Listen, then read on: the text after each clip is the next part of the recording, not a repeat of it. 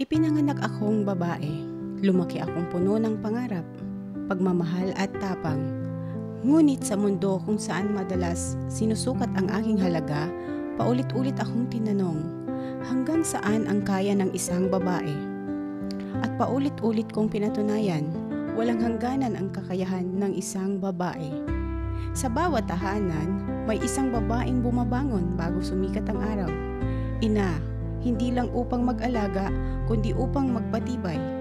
Sa bawat tagumpay ng isang pamilya, may isang inang tahimik ngunit buong pusong sumusuporta. Sa likod ng isang matatag na leader, may isang asawang nagbibigay ng lakas at inspirasyon. Gaya ng isang ina na nagturo ng malasakit at sakripisyo.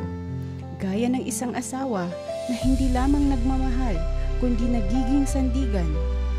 Ito ang kwento ng dalawang babaeng nagbigay ng walang kapantay na suporta kay Kong El Rey Villafuerte.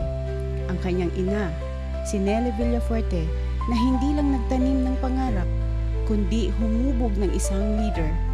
At ang kanyang asawa, si Lara Villafuerte, na kasama niyang humarap sa bawat laban, sa bawat pangarap para sa mas magandang kinabukasan.